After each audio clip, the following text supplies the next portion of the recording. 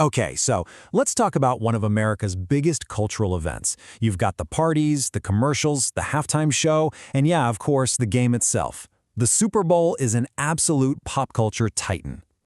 And when I say Titan, I am not kidding. We're talking about something like 115 million people tuning in.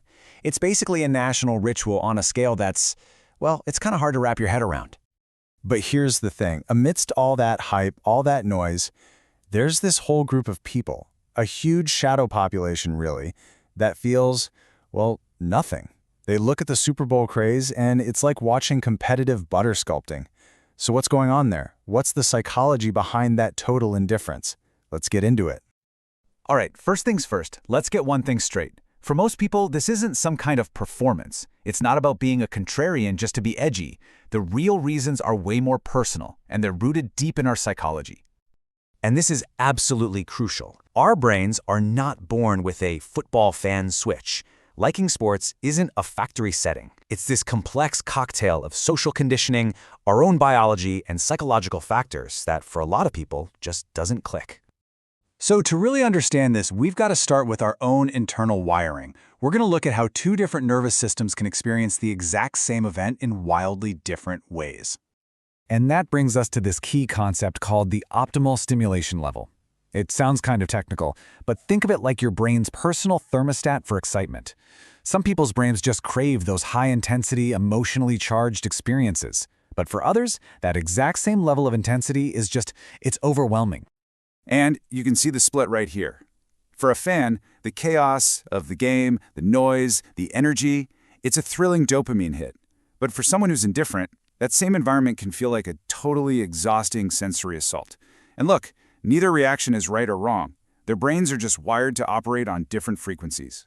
In fact, for the roughly 1 in 5 people who are considered highly sensitive, which just means their nervous systems process sensory info more deeply, a Super Bowl party isn't fun at all. All the loud noises, the constant chatter, the bright screens, it all adds up to a full-on endurance test. And what about the game itself? We all have different tolerances for unpredictability, right? So for people who have a lower tolerance for uncertainty, the nail-biting suspense of a close game doesn't actually feel like fun. It just feels like anxiety. They're not enjoying the thrill, they're just plain uncomfortable. But it's not just about what's happening inside our heads. A huge part of sports fandom is social. It's about finding your tribe. And a stadium isn't the only place to do that. Psychologists actually have this awesome term for that feeling of personal victory when your team wins: basking in reflected glory. Your brain gets this little reward, this dopamine hit, even though all you did was wear the right jersey. For a lot of people, that's a really powerful hook. But for an indifferent person, that emotional trigger just doesn't fire. And that's because sports tap into something so primal. It's this in-group versus out-group dynamic that's been with us for thousands of years. My team won, their team lost. It's a powerful, ancient social instinct. But here's the thing. Someone who doesn't care about the Super Bowl isn't rejecting community. They've just found their tribe somewhere else, in book clubs, or online gaming guilds, or forums for mechanical keyboards. It's the exact same psychological need for belonging, just being fulfilled in a different arena. Okay, next up, let's look at two massive factors in modern life: our deep-seated need for control and the feeling of just being completely and totally overwhelmed. This brings us to another cool concept: locus of control. Basically, it boils down to this. Do you prefer to put your energy into things you can directly influence, or are you comfortable investing emotionally in stuff that's completely out of your hands?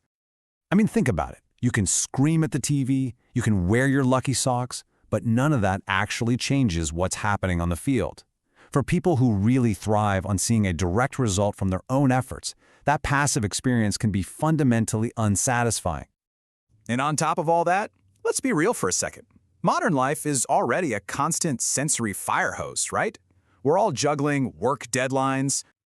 We're getting absolutely pummeled by social media notifications. And we're trying to navigate this constant feed of political dumpster fires. So for a lot of people, the Super Bowl isn't some welcome escape. It's just one more loud, demanding thing trying to hijack their emotional energy. So let's pull all these different threads together, because when you look at all the pieces, you start to see that this indifference, it really isn't just about football. It's about something much deeper. You know, sometimes the simplest explanation is the most accurate one. We can analyze brain chemistry and social dynamics all day long, but maybe it just boils down to personal taste. Some people just don't like football, the same way some people think cilantro tastes like soap. No extra justification needed. So let's just run down the list of reasons you might not care. Maybe your personal stimulation thermostat is set a little lower. Maybe you'd rather put your energy into things you can actually control. Maybe your tribe is just somewhere else. Maybe the uncertainty just feels like stress, not fun. Maybe you're just overloaded. Or maybe you just find it boring. And every single one of those reasons is perfectly okay. Which leads us to one last really fascinating question. If not caring is a totally normal psychological state, why does it sometimes make passionate fans so uncomfortable or even defensive? And this right here, this is the real kicker. For so many people, the Super Bowl is way more than a game.